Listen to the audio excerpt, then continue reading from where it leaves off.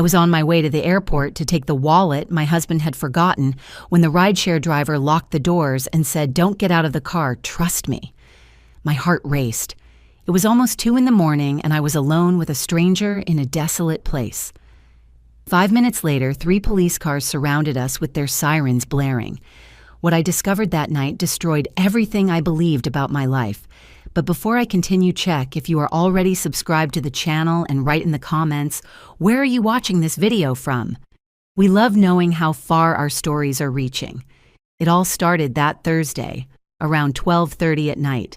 I had just finished packing the suitcase for Richard, my husband, who needed to travel quickly to New York. He said it was for an urgent meeting with investors, something about closing an important contract for the company. I didn't ask. I never asked. During the 4 years of our marriage, I had learned to be the understanding wife, the one who supports without asking uncomfortable questions. Richard was always the perfect husband in my eyes, attentive, hardworking, successful. He ran a financial consulting firm that was thriving more and more. We lived in a spacious apartment in an exclusive neighborhood in Chicago. We had 2 imported cars in the garage, and I could dedicate myself to my work as a graphic designer, working from home without financial pressures. It was the kind of life many women dream of having. As I packed the last items in his suitcase, I noticed that Richard seemed more anxious than usual. He checked his cell phone every 2 minutes, and his hands shook slightly while he chose his ties. I attributed it to the stress of the sudden trip. He gave me a quick kiss on the forehead, murmured a hurried, "I love you," and went out the door carrying the suitcase and his laptop bag. The sound of the door closing echoed through the empty apartment. I sighed, feeling that familiar emptiness that always invaded me when he traveled. I went to his office to turn off the lights and organize the mess of papers he had left scattered on the desk. That was when my eyes found a brown leather object hidden among the folders, Richard's wallet. My heart accelerated immediately. That wallet contained everything: documents, credit cards, cash. How would he board the plane without his official ID? How would he pay for anything without the cards? I took the wallet with trembling hands and opened it to confirm. All his documents were there intact. I looked at the wall clock. 12:40 at night. Richard's flight was at 3 a.m. I still had time to take the wallet to the airport if I left immediately. I tried calling his cell phone, but the calls went straight to voicemail. He had probably put it on airplane mode, or maybe he was driving and couldn't answer. There was no time to lose. I needed to act. The problem is that I don't drive well at night. The light from other cars' headlights makes me dizzy, and I have trouble seeing the lanes. Our private driver had already left hours ago. The only option was to order a car through an app. I took my cell phone and opened the app with nervous fingers. I needed to find a driver quickly. The anxiety grew in my chest like a ball of fire. I imagined Richard arriving at the airport, frantically searching for the wallet in his pockets, panicking when he realized he had forgotten it. He needed that wallet. I needed to take it to him. After a few minutes that seemed eternal, a driver accepted the ride. His name appeared on the screen. James. Black car. License plate ending in 4. His rating was high, 5 stars. The app showed he was only 7 minutes away. I quickly put a jacket over my pajamas, put a scarf covering my hair, and grabbed my purse.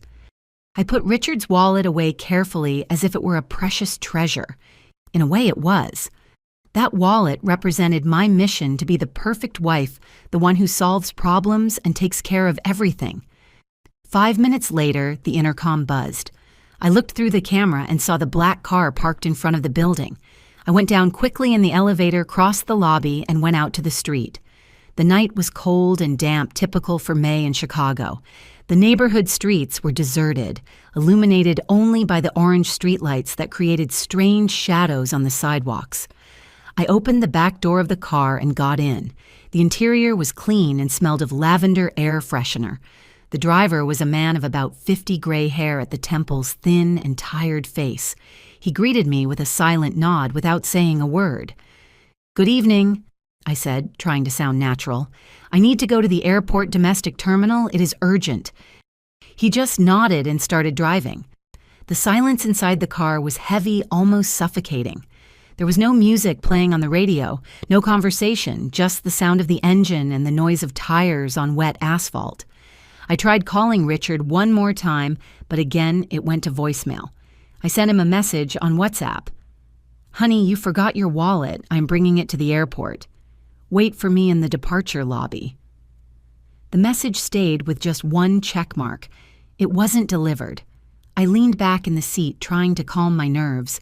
I looked out the window and saw the city passing by quickly. We left the residential neighborhood and entered the main avenue that led to the highway. Traffic was surprisingly light for a Thursday night. There were hardly any cars on the road. That was when I started to notice something strange. The driver, James, was constantly looking in the rearview mirror. Not just normal traffic checks, but long and intense looks, as if he were looking for something or someone. Our eyes met in the mirror a few times, and every time that happened, a shiver ran down my spine. There was something in his expression that made me uncomfortable. It wasn't threatening exactly, but there was a tension in his face, a worry I couldn't understand.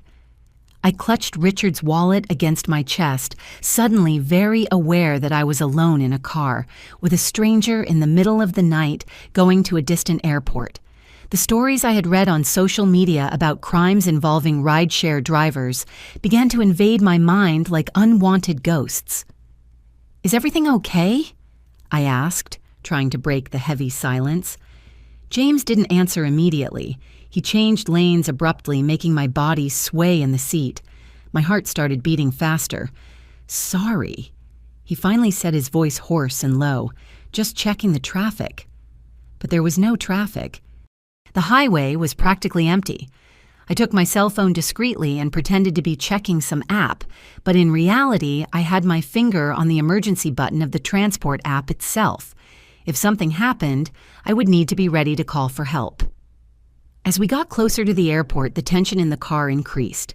James continued looking in the mirrors obsessively, and now I could see beads of sweat on his forehead despite the air conditioning being on. His hands gripped the steering wheel so tightly his knuckles were white. Something was wrong. Very wrong.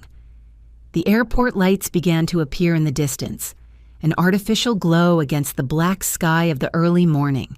Normally, that sight would bring me relief, but that night it only intensified my fear, because instead of going straight to the main departure terminal well lit and full of movement, James started diverting the car toward a darker side area. "Wait!" I said, my voice coming out higher than normal. "Domestic departures is that way in that direction." "I know," he replied, but he didn't change direction. Panic began to take over me. My hand gripped the cell phone tightly, ready to activate the emergency alarm. I looked around for possible exits, calculating if I could open the door and jump out of the moving car. James drove to a less crowded drop-off area, far from the main doors. There were only a few streetlights working, creating patches of darkness between circles of dim light. There were no security guards in sight. There were no other cars, just the two of us and the threatening darkness. The car began to slow down. My heart was beating so hard I could hear it in my ears. I put my hand on the door handle, ready to run as soon as the car stopped. But when I tried to open it, the door didn't move. It was locked. The child safety locks had been activated by the driver. I was trapped. Panic exploded in my chest like a bomb. I pulled the handle hard once, twice, 3 times, but the door remained firmly closed. I tried the other door on the opposite side, stretching my body desperately, but it was also locked. All the doors were locked. I was completely trapped inside that car with a stranger in a desolate place in the middle of the night. "Why did you lock the doors?" My voice came out trembling, almost a scream. "Open them! Open now!" James didn't turn around. His hands kept gripping the steering wheel, and he kept his eyes fixed on the dark area in front of us. Sweat was now running openly down his face, going down his temples. "Do not get out here," he said, his voice low but urgent. "Please trust me." "Trust you?" I was almost hysterical now. "You locked me in the car. Let me out. Help." I started banging on the window, trying to get the attention of anyone who might be passing by. but the area was completely deserted. I grabbed my cell phone with trembling hands, ready to call the police. "Listen." James finally turned to me, and I could see genuine terror in his eyes. "I am not going to hurt you, but if you get out of this car now, something very bad is going to happen to you. You need to trust me, please." "Why?" I screamed. "Why can't I get out? What is going on?" "You will know in 5 minutes," he replied, turning back to the front. 5 minutes. That is all I ask. Stay in the car for 5 minutes. Tears began to run down my face. My mind was going in 1,000 different directions. Was I being kidnapped? Was he taking me somewhere? But why I wasn't rich? I didn't come from an important family. It made no sense. I looked around, desperately looking for something I could use as a weapon. My purse was next to me. Inside, it was a pepper spray I always carried, but it was buried at the bottom and I would have to dig through everything to find it. The seconds passed, like hours. James remained motionless in the front seat, looking obsessively outside as if he were waiting for something or someone. "Do you work for my husband?" I asked suddenly, a new theory arising in my confused mind. "Did he send you to do this? Is it some kind of test?" "I do not know your husband," James replied without looking back, "but I know your dad." My blood froze. My dad. My voice came out as a whisper. My dad died 3 years ago. I know I worked for him. I was head of his personal security for 15 years. Memories began to return. My father owned a chain of construction supply stores. He had personal security, especially after our family started receiving threats from competitors. I vaguely remembered an older man always present in the shadows when my dad went to important events. "James," I whispered, finally making the connection. "You are the James who worked with my dad." "Yes," he nodded slightly. "Before dying, your dad asked me for one last favor. He made me swear I would watch over you, even from a distance, that I would keep you safe." "What does that have to do with now? Why did you lock me in this car?" "Because I received information earlier today that something was going to happen to you tonight. Something very bad." My heart was beating so hard it hurt. "What kind of thing you were going to be kidnapped? As soon as you got out of this car, there was a man waiting in the shadows to drug you and take you. When I saw you had ordered a car to come to the airport in the middle of the night alone, I hacked the system and accepted the ride before another driver could. I needed to be the one to pick you up, to protect you." I tried to process what he was saying. It seemed crazy, like a movie story, but the genuine terror on his face, the tension in his body, it all seemed too real to be a lie. "Who would want to kidnap me?" I asked, my voice failing. "I have no money. I am nobody important." "You have a lot of money," James said calmly. "The inheritance your dad left you, and you are married to someone who knows exactly how much that inheritance is worth." The world seemed to stop around me. "Richard." James didn't answer, but his silence was answer enough. I looked at my husband's wallet I was still holding against my chest, and suddenly it seemed to weigh tons. Had Richard forgotten the wallet on purpose? Did he know I would come running to bring it to the airport? Was this all a trap? No. I whispered, "No. Richard loves me. He would never do this to me. You are wrong. Look." James pointed to the clock on the dashboard. 2 minutes left. 2 minutes for what? My whole body was shaking now. I didn't know if I should believe him or try to escape anyway, but something in the sincerity of his voice, in the terror of his eyes, made me stay. I sat there holding my breath, counting the seconds. 90 seconds, 60 seconds, 30 seconds. And then exactly when the clock struck 2:05, red and blue lights exploded around us. 3 police cars emerged from different directions, surrounding our car completely. Deafening sirens tore through the silence of the night. Officers jumped out of the cars with weapons in hand, shouting orders. But they weren't aiming at us. They were aiming at something behind our car in the shadows I couldn't see well. I turned my head and saw when the officers lunged at a figure hiding behind a concrete pillar. It was a man dressed all in black, wearing a ski mask. He tried to run but was violently tackled to the ground. 2 officers subdued him, while a third removed something from his jacket pocket, a syringe, and a cloth that seemed to be soaked in something chemical. My stomach churned. That man was there waiting for me. If I had gotten out of the car as had been my plan, he would have grabbed me, put that cloth on my face, drugged me. And then what? Taken. Where? To do what? With me? The tears returned, but this time they were different. They weren't tears of fear of James, but of absolute terror for what had almost happened. An officer tapped on the driver's window. James rolled down the glass. "Operation successful," the officer said. "The suspect is in custody. You are safe now." James finally unlocked the car doors. The sound of the lock clicking open was the sweetest sound I have ever heard in my life. But I couldn't move. My body was paralyzed by shock. James turned to me, his face now more relaxed, although still worried. "I am so sorry to have scared you," he said softly. "But if I had told you what was happening, you might have panicked and tried to get out of the car anyway. I needed to keep you inside, keep you safe until the police arrived." "How did you know?" I managed to ask. "How did you know this was going to happen?" "I have contacts, people who owe me favors from the time I worked with your dad. One of those people heard conversations, saw messages. He warned me a kidnapping was being planned for tonight at the airport, that you would be the victim. But who?" I was starting to go into shock. "Who planned this?" James hesitated. His expression became even more serious. "I need to show you something," he said slowly, "but you have to be prepared. What you are going to see is going to hurt you much more than what just happened." He took a tablet that was on the passenger seat and handed it to me. On the screen was a series of photos, surveillance photos taken from afar but clear enough for me to perfectly recognize who was in them. Richard, my husband. But he wasn't alone. In the photos, Richard was hugging a woman I knew very well. Ashley, my best friend since college. The same Ashley who was my maid of honor.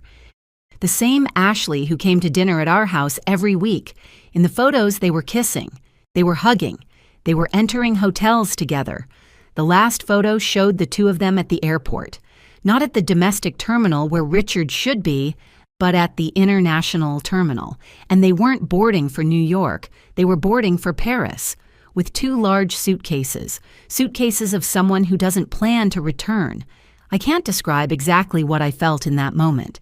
It wasn't anger, it wasn't sadness. It was as if something inside me simply disintegrated. As if all the last 4 years of my life were a lie so big my brain couldn't process the truth. My hands shook so much, I almost dropped the tablet. I kept swiping through the photos one after another, as if I were watching a horror movie I couldn't turn off. There were dozens of them. Photos of romantic dates. Photos of passionate kisses. Photos of them entering and leaving apartments I didn't know. The last photo had a date and time in the bottom corner. It had been taken less than 3 hours ago at the international airport check-in counter. "No," I whispered, my voice breaking. "No, no, no." But the photos didn't lie. The reality was there, captured in sharp and cruel pixels. "There is more," James said, his voice heavy with pity. He took the tablet back and opened a different folder. "Financial information. Documents we got through a private investigator I hired 2 weeks ago when I started to suspect. On the screen appeared bank statements. My bank statements.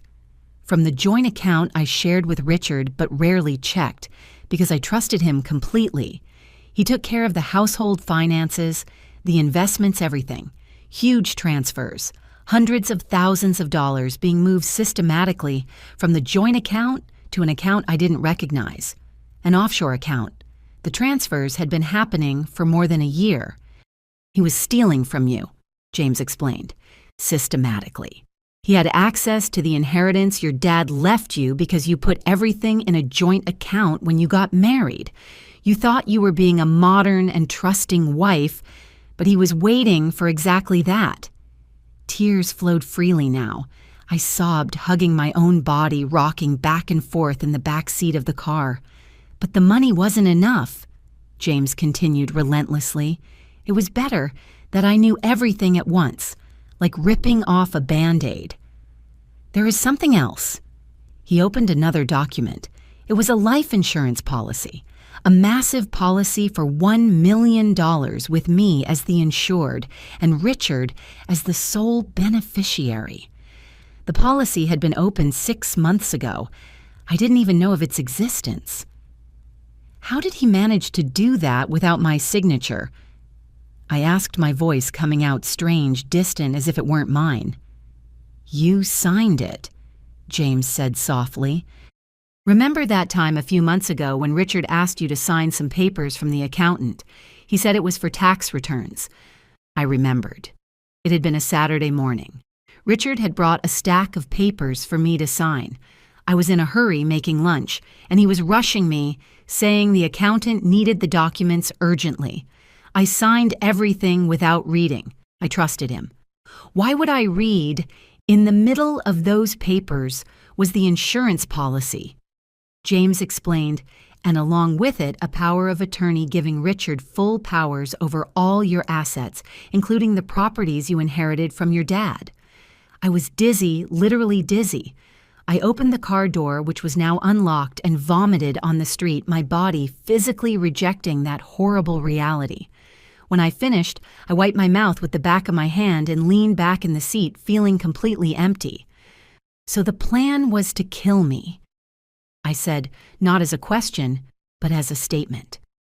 The kidnapping tonight, they were going to kill me.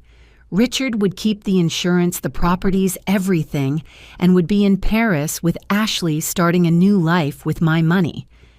Exactly. James nodded. The man the police just arrested is a known criminal.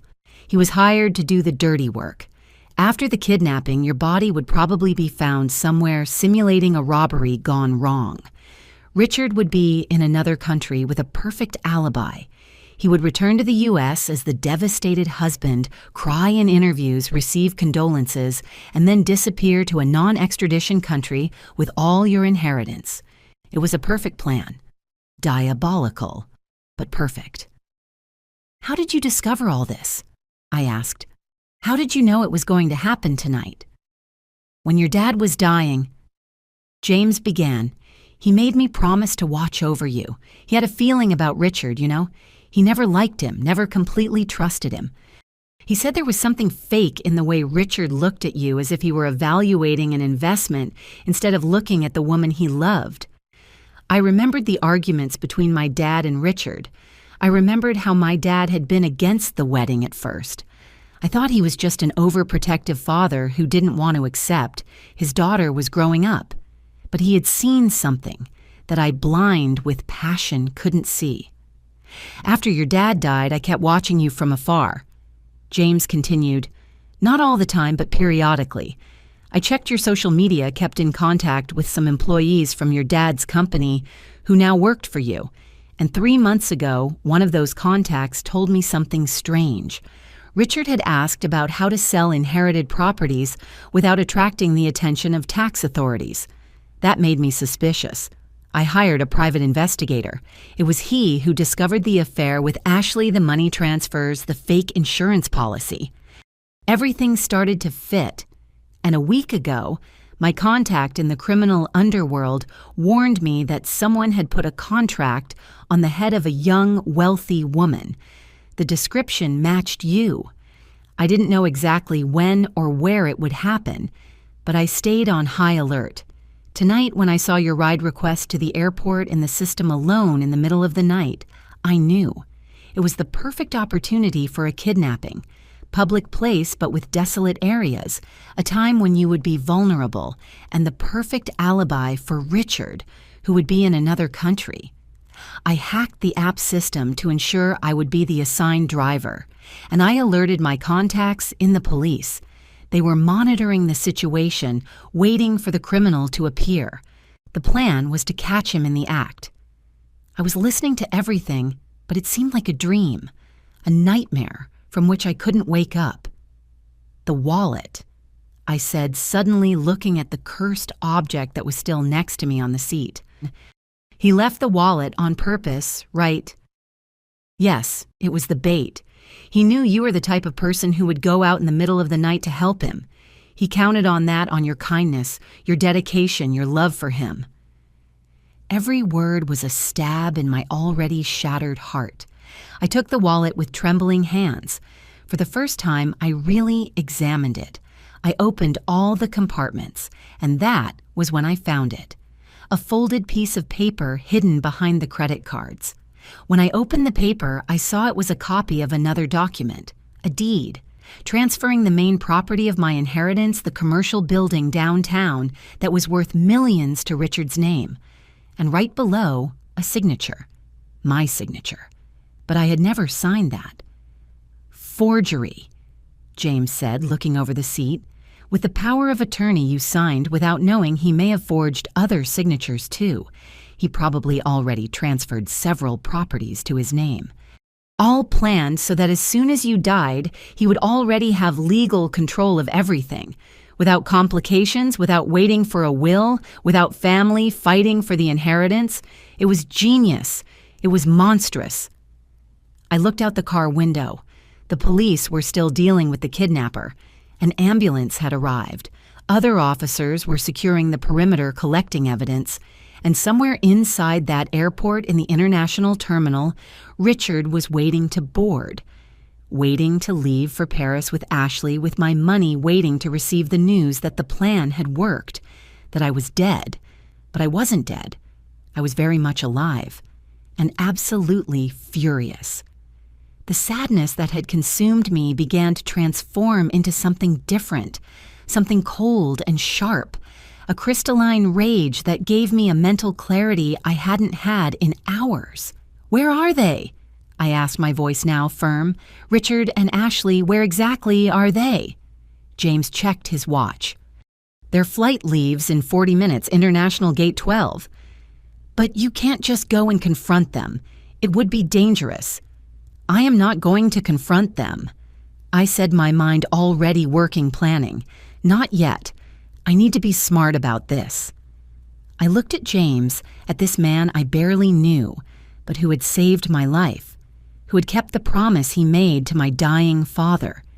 "You said you have a private investigator. Is he good?" "The best." "And your contacts in the police, can they help with what I am going to need?" James smiled for the first time that night. A small smile, but genuine. "What do you have in mind?" I didn't sleep that night. How could I? While Richard boarded for Paris, believing his plan was unfolding perfectly, I was at a police station giving my full statement. The kidnapper had confessed everything when confronted with the evidence. He said he had been hired by a man he knew only as Leo. The description matched Richard perfectly. There were text messages on a burner phone with detailed instructions on where to pick me up, when to act, and how to make it look like a robbery followed by homicide. The evidence was overwhelming, but the detective in charge of the case gave me advice I will never forget. "Ma'am," he told me, looking at me with those tired eyes of someone who has seen everything in life, "we have enough evidence to arrest your husband as soon as he returns to the U.S., but if you really want to destroy his plan completely, if you want to get back everything he stole, you need to be smarter than that." "What do you mean?" "He cannot know that you know. If he finds out the kidnapper was arrested, that the plan failed, he will never return to the country. He will stay in Europe or flee to another country with no extradition.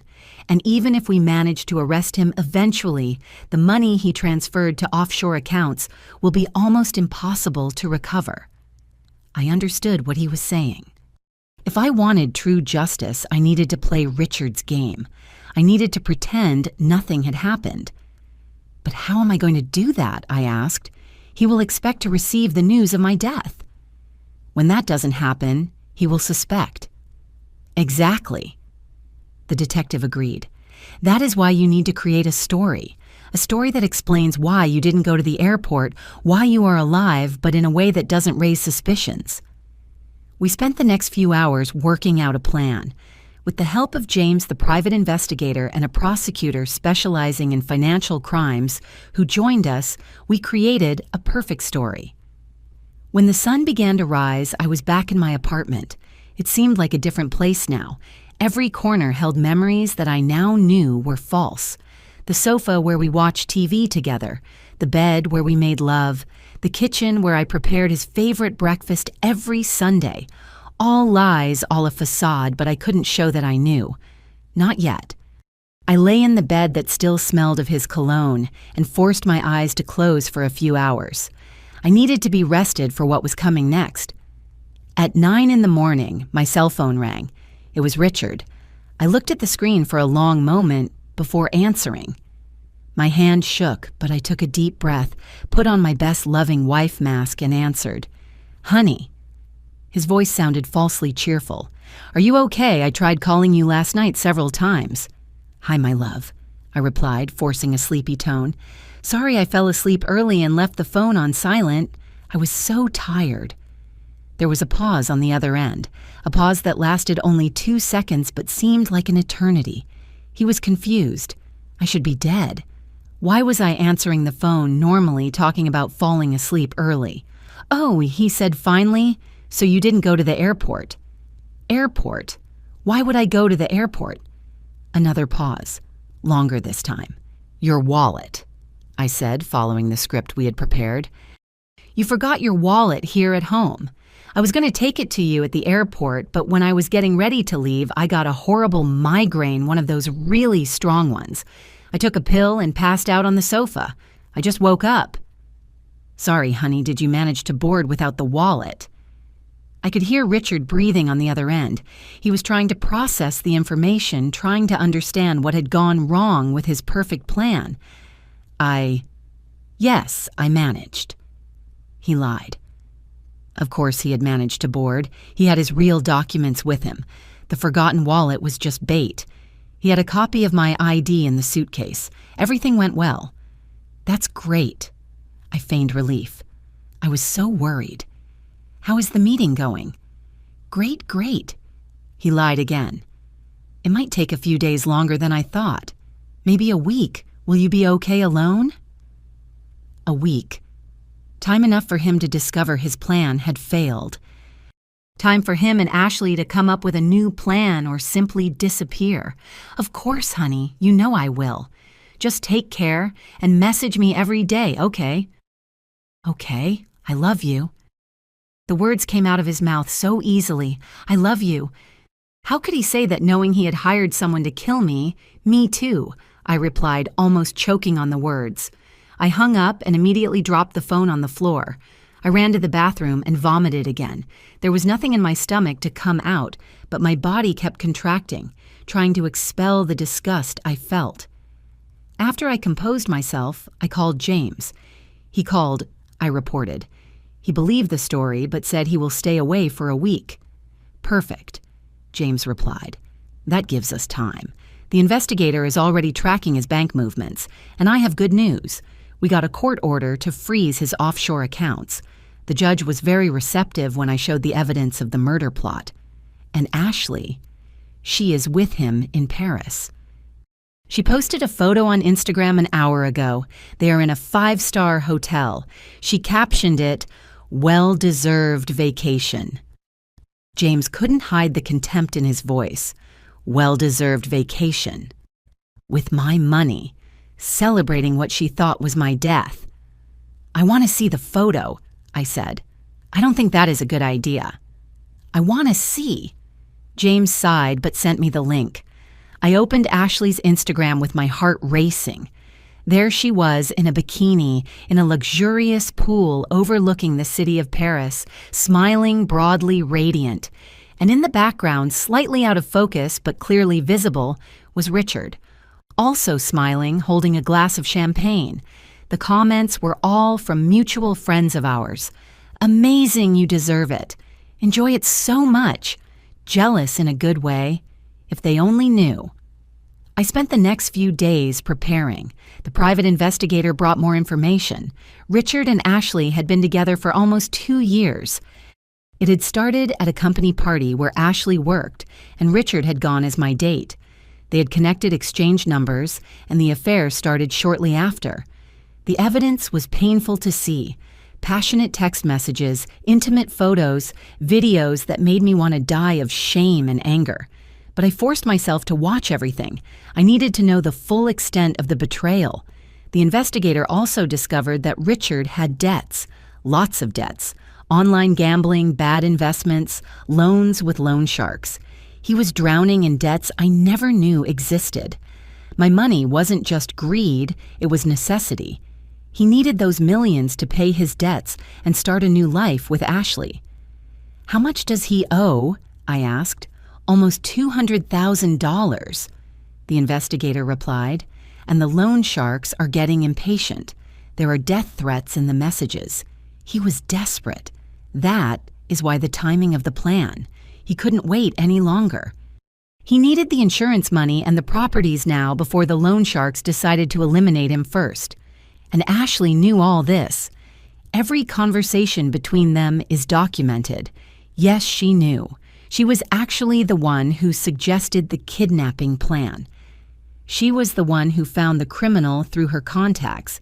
Richard was the financial brain, but Ashley was the strategist. My best friend, the woman I considered a sister, who had been my bridesmaid, who I had comforted when her relationships ended, who had spent holidays with my family. She had planned my death. On the 4th day, Richard called me again. "Honey, I have bad news." He said, his voice perfectly calibrated to sound disappointed. "The meetings here are going to take longer than I thought. Maybe 2 weeks."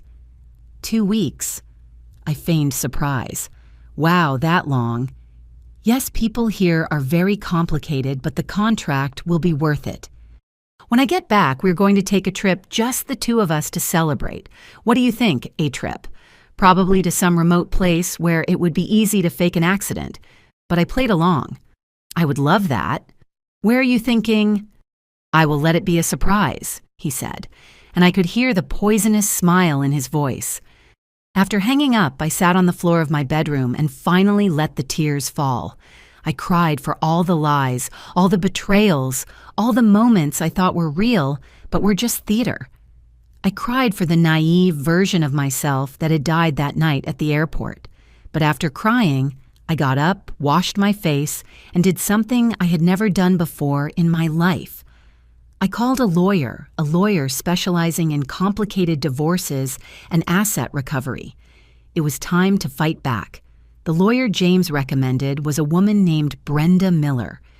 She had short gray hair, thick-rimmed glasses, and a look that seemed to see through lies with the ease of someone reading a menu. In her impeccably organized office, she reviewed all the documents the investigator had gathered. "It is one of the clearest cases of attempted murder for financial gain I have ever seen," she said after an hour analyzing everything. "And we have something most victims don't have: concrete evidence before the crime was consummated." "So can you help me get everything back?" I asked. "More than that, I can help you ensure your husband spends decades in prison, and your friend too." The word friend still hurt when applied to Ashley. How had I been so blind? Brenda explained the legal strategy. First, prosecute Richard for attempted murder conspiracy to commit murder, forgery of documents, and embezzlement. Simultaneously move civil actions to recover all the money he had transferred illegally and annul all power of attorneys and fake documents. "Time is crucial," she explained. "We need to wait for the right moment to act. If we do it too soon, he might flee to a country with no extradition treaty. If we wait too long, he might dissipate more assets." When would be the ideal moment? When he returns to the U.S., when he steps on American soil again, thinking he is safe, that his plan is working. That is where we act. But how are we going to make him return? He can simply stay in Europe indefinitely. Brenda smiled. It was a smile that had no warmth. It was the smile of a predator who has just spotted prey. "That is where our bait comes in. You are going to order him to return, and he will come running."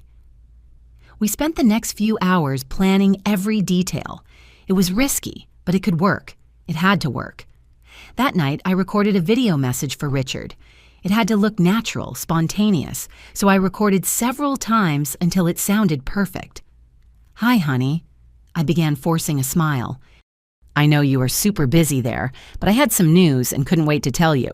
Remember that land my dad had in downtown, the vacant lot, the one we always thought wasn't worth much? Well, a buyer appeared, and he is offering $2 million cash." I paused to let the number take effect. I know it is crazy, but it is a big developer. They want to develop a luxury building there, but the best part is they want to close the deal this week. The broker said if I don't accept soon, they are going to look for another lot. I didn't want to decide something so big without you here. Do you think you can come back a few days early, just so we can sign the papers together and decide what to do with all that money? I love you. Come back soon. I sent the video and waited. The answer came in less than 15 minutes. "Honey, what amazing news, $2 million. Of course I am coming back. I will reschedule everything here. I arrive the day after tomorrow. Don't sign anything without me, okay? We are going to decide this together. Love you so much." He had taken the bait. Of course there was no buyer. There was no $2 million offer. It was all a lie. But Richard didn't know that. All he saw were more millions to put in his offshore account, more money to support his new life with Ashley. He bit the hook. I alerted Brenda and James. "He arrives in 2 days." "Perfect," Brenda replied. "I will prepare all the legal documents. The moment he arrives in the U.S., we will have arrest warrants, account freezing orders, all set. But we have to wait for him to step into the airport." "And Ashley?" "She is still in Paris. Our jurisdiction doesn't reach there, but we have a request for international preventive detention in process. As soon as she tries to enter any country with an extradition treaty with the U.S., she will be arrested." The next 2 days were the longest of my life. I tried to maintain the appearance of normality. I left the house, went to the supermarket, answered messages from other friends as if nothing was happening. But inside, I was a bundle of anxiety and anticipation. Richard sent me messages constantly saying how anxious he was to return, how much he missed me, how we were going to celebrate that amazing land sale. Every message was a lie so well constructed that if I didn't know the truth, I would have believed completely. The night before his arrival, I couldn't sleep. I stayed staring at the ceiling, reviewing the plan hundreds of times in my head. What if something went wrong? What if he suspected? What if he fled before the police could arrest him? But no, I had to trust the plan. I had to trust that justice would be done. The morning of Richard's arrival, Brenda called me. "Everything is ready. Federal agents will be at the airport. The moment he goes through immigration, he will be arrested. Do you want to be there, hon?" "Yes," I replied without hesitation. "I want to see his face." I met James at the airport entrance. He had a serious but supportive expression. Together we went to an observation room the authorities had prepared. From there, we could see the international arrival area through a mirrored glass. It was 3 in the afternoon when the flight from Paris finally landed. My heart beat so hard I thought it was going to explode. I watched as the first passengers began to come out dragging their suitcases, some being greeted by happy relatives. And then I saw him. Richard came out the arrival door dragging his suitcase, wearing the gray suit I had bought for him on his last birthday. He was smiling, checking his cell phone, probably sending me a message saying he had arrived. He headed to the immigration line without a hurry, without a worry in the world. He presented his passport to the officer who scanned it in the system. That was when everything changed. I saw the officer say something into the radio. Immediately, 2 federal agents approached Richard from behind. He still hadn't realized anything. He kept smiling, waiting to get his passport back. When the agents touched his shoulders, he turned confused. One of the agents said something I couldn't hear from where I was. Richard's expression changed from confusion to absolute shock in a matter of seconds. He started talking, gesturing, trying to explain something, but the agents weren't interested in explanations. One of them held Richard's arm while the other took out handcuffs. That was when Richard panicked. He tried to break free, looking around desperately as if searching for an exit. But he was surrounded. More agents approached. The handcuffs were placed on his wrists, and it was at that moment he looked in the direction of the mirrored glass. He couldn't see me, but our eyes met through the glass. I don't know if it was coincidence or if some primal instinct told him where I was, but I swear I could see the exact moment he understood. The moment he realized I knew everything, that the plan had failed, that he had been caught. The expression on his face was of pure terror. He shouted something. He tried to run even while handcuffed, but was tackled to the ground by the agents. Other travelers watched the scene, shocked, taking out their cell phones to film. Richard was being dragged across the airport floor, shouting my name when I finally collapsed. I fell to my knees in that observation room, sobbing uncontrollably. It wasn't sadness. It was relief. It was rage. It was satisfaction. It was everything mixed in an emotional storm I couldn't control. James hugged me, letting me cry on his shoulder, as if he were my father. And in that moment, he was. He was the father figure my dad was no longer here to be. He was the protector who had saved my life and was now helping me get it back. "It is over," he whispered. "You are safe now. It is over." But it wasn't over. Not completely yet. Richard was taken directly to a holding cell at the federal facility in the airport. Brenda informed me he had the right to a lawyer and would probably remain silent until one arrived. It was standard procedure, but what she didn't expect was that Richard would start talking immediately, trying to make a deal, trying to blame others. He is saying he was coerced. Brenda called me 2 hours after the arrest, saying Ashley planned everything, that she threatened him, that he was the victim. And the police believe him? Of course not. We have the messages between them. We have the bank transfers he authorized himself. We have the statement from the hired criminal specifically identifying Richard as the one who paid him. He is just trying to reduce his sentence. And Ashley. Does she know Richard was arrested? Not yet. She is in Paris. She posted a photo on Instagram an hour ago from a fancy restaurant. Completely oblivious. I looked at the photo on my cell phone. Ashley was stunning in a red dress, holding a glass of wine, smiling at the camera as if she didn't have a worry in the world. The caption read, "Life is beautiful when you are with who you love." When you are with who you love. She was talking about my husband, the man she had helped plan my murder. "I want to talk to him," I said suddenly. "To Richard. I want to see him face to face." "I don't recommend it," Brenda replied immediately. "It can be very traumatic for you, and he might try to manipulate you. That is what people like that do." "I need to do it. I need to look him in the eye and ask why." There was a long pause on the other end of the line. "Okay, I will arrange it, but I will go with you, and it will be in a supervised room with guards present. If at any moment you want to leave, we leave. Agreed." Agreed. The meeting was scheduled for the next day.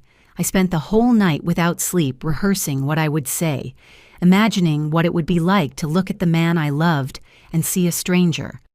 When I arrived at the station, my hands were shaking so much that James, who insisted on accompanying me along with the lawyer, had to hold my arm to guide me through the corridors. Richard was in an interrogation room. Through a glass window, I could see him before entering. He was no longer wearing the elegant suit. It had been changed for an orange inmate uniform. His face was pale, deep circles under his eyes. He seemed to have aged 10 years in 2 days.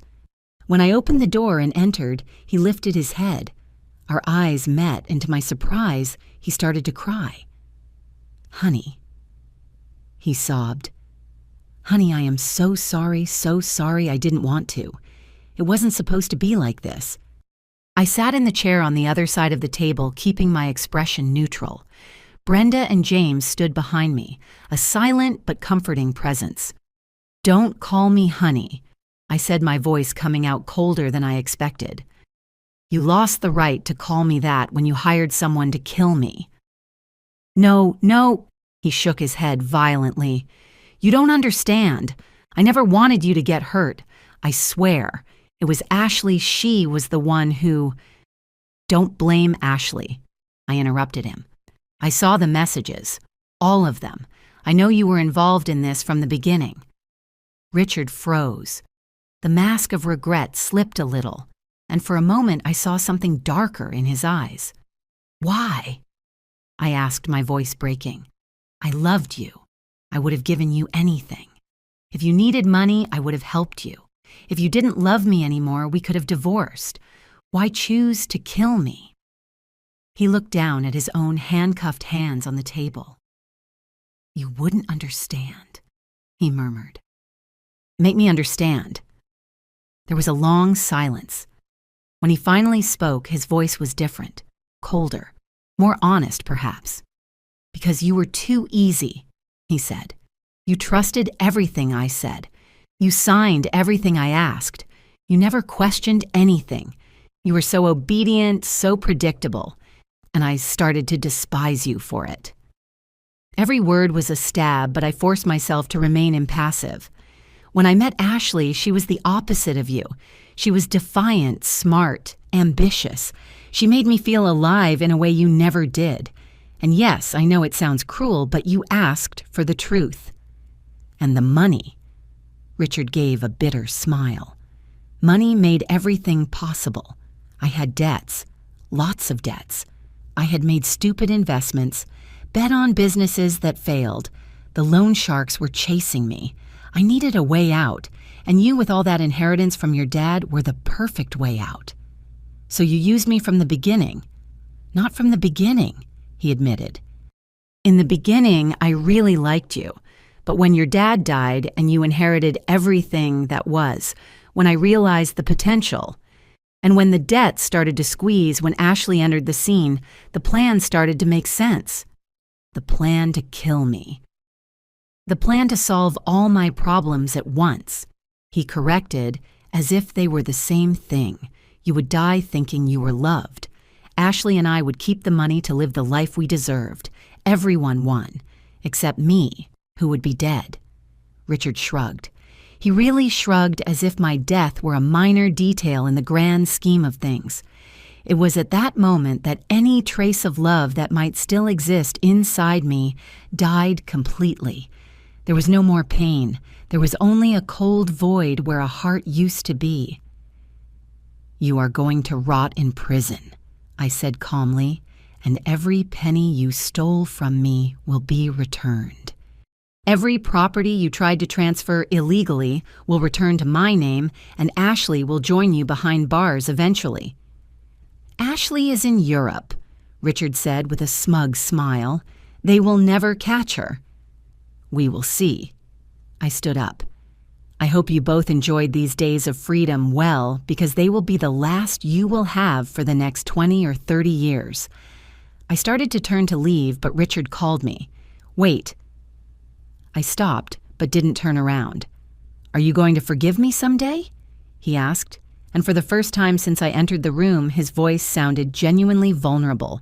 I turned slowly and looked at him one last time. "Forgiving means that what you did had some value, some meaning worth being reconciled. But what you did had no value whatsoever.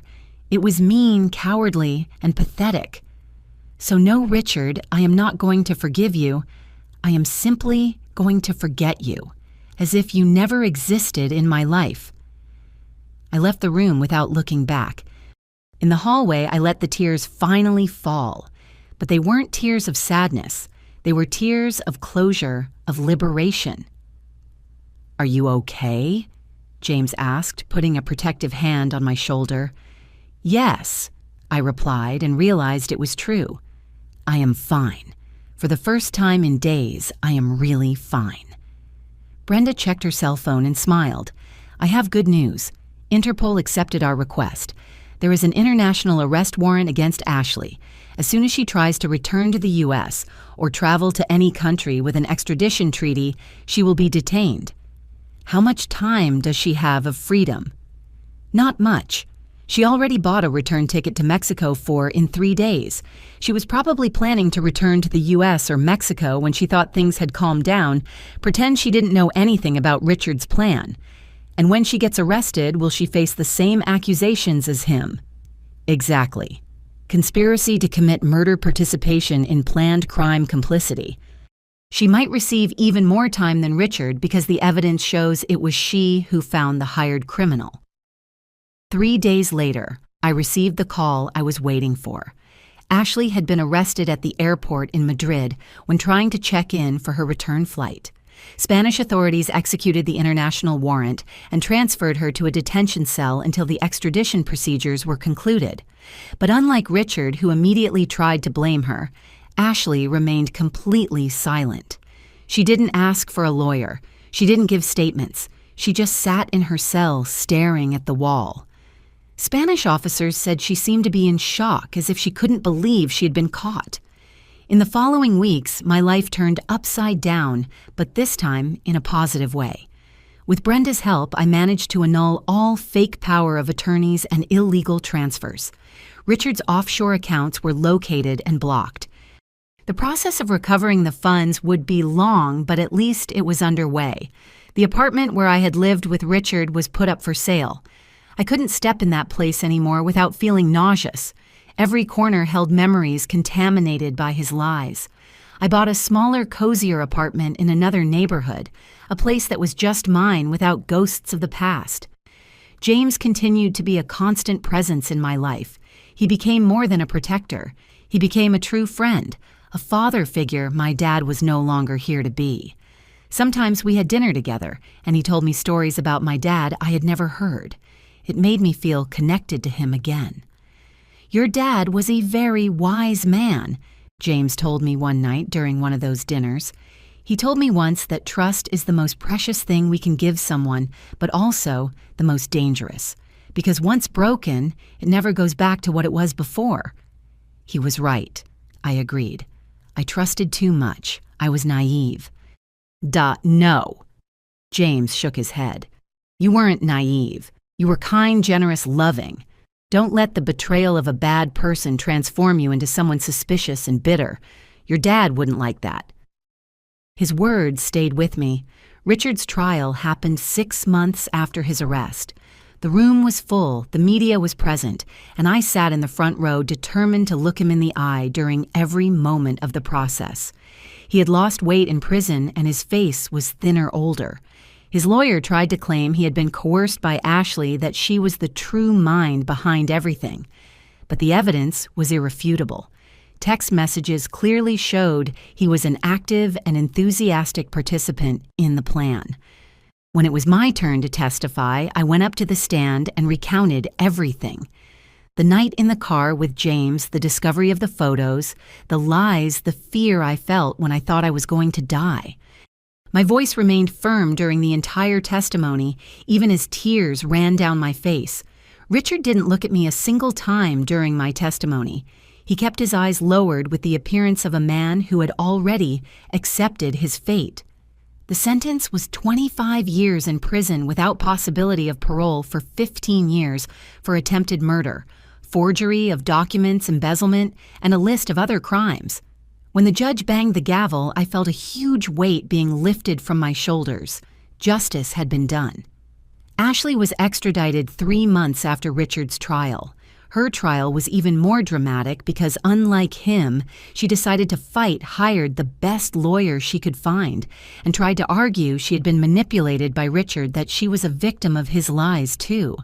But the evidence didn't allow that narrative. Messages showed that many times it was Ashley who took the initiative, who made the most sordid suggestions. It was she who found the criminal to kidnap me. It was she who suggested making it look like a robbery gone wrong. The worst moment of the trial was when the prosecution presented a conversation between Ashley and Richard that occurred days before the attempted kidnapping. In that conversation, they talked about what their new life would be like after I was out of the way.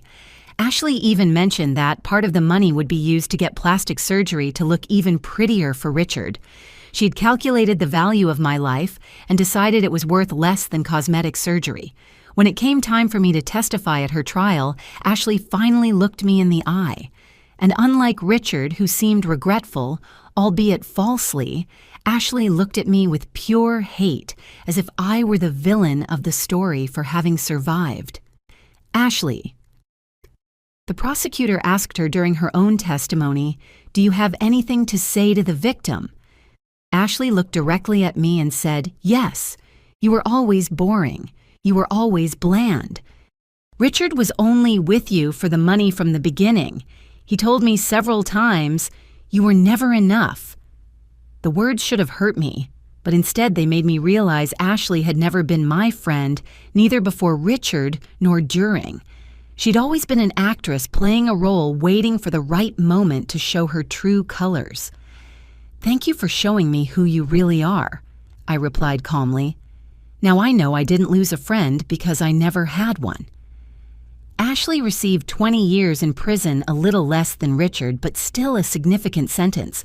When she was led out of the courtroom, handcuffed and crying, I realized I didn't feel satisfaction. I didn't feel joy for her punishment. I felt only emptiness and then relief that that chapter was finally closed. A year after the trials, my life had found a new rhythm. I went back to working as a graphic designer, but now with a confidence I never had before. I opened my own studio and was doing well. I made new friends, genuine people who entered my life and showed me what true friendship means. I started going to therapy to process all the trauma and slowly learn to trust again, but more wisely this time. James continued to be an important part of my life. He took me to dinner once a week, advised me on business decisions, and was always available when I needed to talk. He never charged anything for having saved my life. He said he had made a promise to my dad, and honoring that promise was payment enough. On a Thursday afternoon, exactly 2 years after that terrible night at the airport, I received a letter. It was from Richard from prison. I stared at the envelope for a long time, deciding if I should open it or just throw it away. Curiosity won. The letter was long pages and pages of his always impeccable handwriting. He talked about how prison had changed him, how he had time to think about everything he had done wrong. He said he finally understood the gravity of his actions, that he was doing therapy and working on becoming a better person. On the last page, he wrote, "I know I don't deserve your forgiveness, and I am not asking for it. I just wanted you to know I am truly sorry. You deserve true love, loyalty, respect. And I failed to give you all that. I hope you found the happiness you always deserved." I folded the letter back into the envelope. I won't lie, part of me felt moved by the words. But another part, the part that had grown and matured through this experience, knew that pretty words didn't change horrible actions. I put the letter in a box where I kept all the documents from the trial. One day, maybe years in the future, I could look back and forgive him, not for him, but for me, to finally let go of any trace of resentment. But today was not that day. That night, I sat on the balcony of my new apartment watching the city lights. I thought about how my life had changed dramatically in 2 years, how I had gone from being a naive and trusting wife to a woman who was almost killed to someone who fought for justice and won.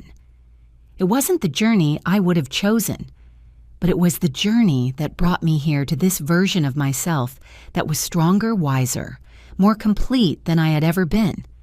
I took my cell phone and called James. "Hi," I said when he answered.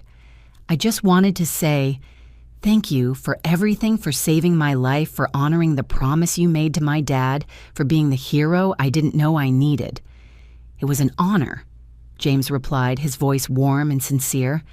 "Your dad would be very proud of the woman you became." "I know I am." After hanging up, I stared at the night for a while longer, and for the first time in years, I felt completely at peace. The months that followed brought transformations I never imagined were possible. My design studio was growing. I had received contracts from big companies that admired not only my work, but also my story of overcoming. Some business magazines had published articles about my journey, portraying me as an example of female resilience. At first, I had hesitated to make my story public. It was so personal, so painful. But Brenda convinced me that sharing it could help other women in similar situations, women who maybe hadn't been lucky enough to have a James to save them. And she was right. After the first interviews, I started receiving messages from women all over the country, some telling their own stories of betrayal and financial abuse, others asking for advice on how to identify red flags in relationships, some simply thanking me for having the courage to speak up. I decided to use my experience for something positive. With part of the money I recovered from Richard, I created a foundation to help women victims of domestic violence and financial abuse. We offered free legal assistance, psychological help, and even temporary shelter for those who needed to escape dangerous situations. James became the foundation's security consultant, training women and their children on how to protect themselves, how to identify risky situations, and what to do in emergencies. In one of the talks I gave at the foundation, a young woman of about 25 approached me afterwards. She was crying, but they were tears of hope. "Thank you," she said, holding my hands. "My story is similar to yours. My boyfriend has manipulated me financially for years. I thought I was alone, that it only happened to me. But listening to you, I realized it is not my fault and that I can escape." In that moment, all the sleepless nights, all the moments of pain, all the tears I shed gained a new meaning. My suffering hadn't been in vain if I could help even just one person. Personal life also began to bloom in unexpected ways. I had met an architect named Andrew who had done the project for the foundation's new headquarters. He was gentle, genuine, and most importantly, patient with my trauma and my barriers. "I am in no hurry," he told me on one of our first dates when I explained I needed to go slow, that it was hard to trust after everything I had been through. "You are worth waiting for." It wasn't like it had been with Richard. There wasn't that overwhelming and blind passion, but there was something better. Mutual respect, honest communication, and a gradual growth of feelings that were based on who we really were, not on masks we wore. Andrew knew my whole story. I had been completely honest about what happened, about my fears and insecurities, and he never used that against me, never made me feel weak or broken. On the contrary, he admired my strength. "You survived something that would have destroyed most people," he told me one night while we had dinner at a cozy restaurant. "And you didn't just survive, but you transformed that pain into something that helps other people. That is extraordinary." 3 years after that fateful night at the airport, I received another letter. This time, it was from Ashley. Like Richard's, this letter was full of requests for apology, of regret, of promises that she had changed. But unlike Richard's letter, which at least sounded sincere, Ashley's had a tone of manipulation that I could now identify easily.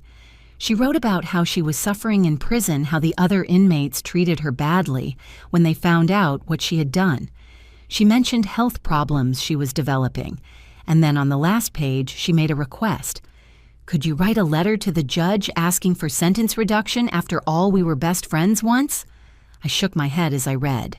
Ashley was still Ashley, always calculating, always trying to manipulate, always believing that tears and sad stories would give her what she wanted. I didn't answer the letter. It wasn't necessary. Ashley had made her choices and now needed to live with the consequences.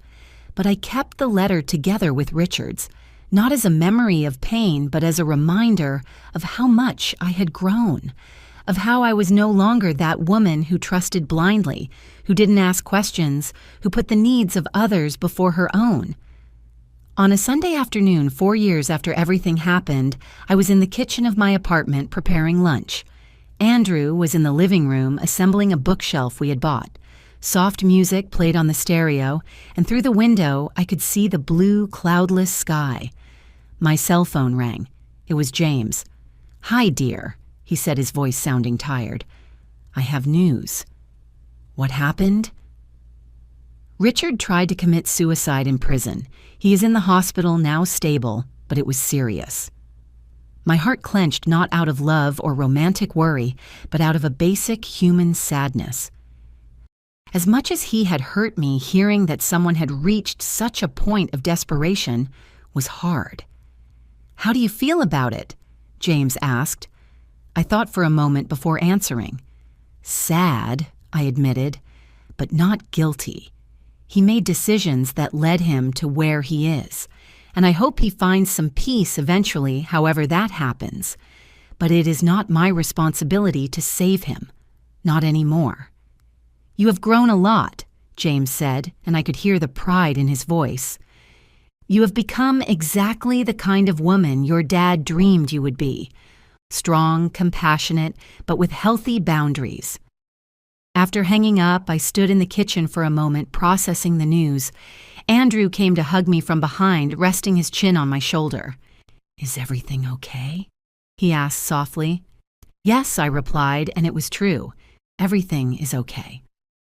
That night, after Andrew went home and I was alone in the apartment, I took a box I kept at the back of the closet. It was where I had put everything related to Richard and Ashley: letters, wedding photos, small souvenirs from a time that seemed to belong to another life. I took the box to the balcony and started reviewing each item. Some photos still made me feel a twinge of pain. Memories of moments I thought were genuine but were just theater. But the pain was distant now, like an old scar that no longer hurts. I took one last photo. It was from my wedding, Richard and I cutting the cake, smiling at the camera. Ashley was in the background clapping. If I looked closely now, I could see something in her eyes, a glint that wasn't happiness for her friend, but perhaps envy or calculation. How hadn't I seen it? How had I been so blind? But then I remembered James' words. It hadn't been blindness, it had been kindness. It had been love and trust, things that aren't defects. People like Richard and Ashley were the problem, not people like me. I put the photo back in the box, and for the first time, I seriously considered getting rid of everything. I didn't need to keep these things anymore. I didn't need the physical evidence that had happened.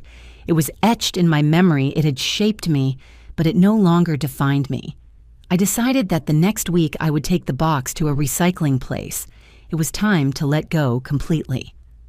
5 years after that night at the airport, my life was unrecognizable from what it had been.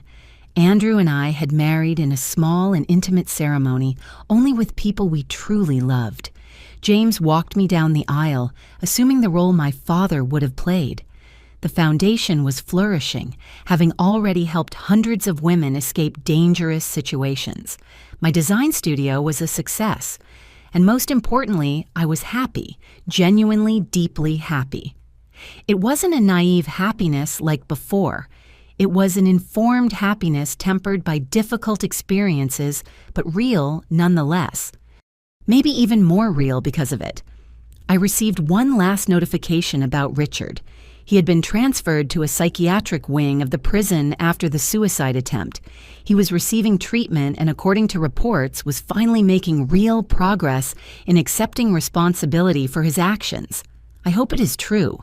Not for me, but for him. Everyone deserves the chance to become a better person, even if that happens behind bars. As for Ashley, I heard through Brenda that she had become a model prisoner. She was studying law through a distance program and helping other inmates with legal issues. Whether it was genuine or just another manipulation to reduce her sentence, I don't know. But I choose to believe that people can change, even if it is not my role to facilitate that for them. Today, when I tell my story, it is no longer with pain or anger. It is with strange gratitude. Gratitude for having survived. Gratitude because James honored the promise he made to my father. Gratitude for the lessons learned the hardest way possible.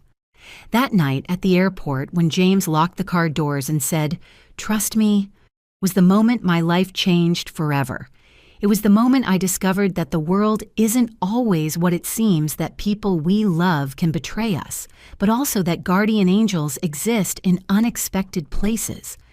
If I could go back in time and change that night, would I change everything that happened? I don't know if I would, because this journey, however painful it has been, transformed me into the woman I am today, a woman I am not ashamed to be. And in the end, maybe that is the best revenge against those who tried to destroy me.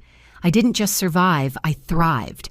Now, if you like this story, click subscribe and tell me in the comments which part left you with your mouth open. Oh, and don't forget to become a member to have access to exclusive videos I don't post here. See you there.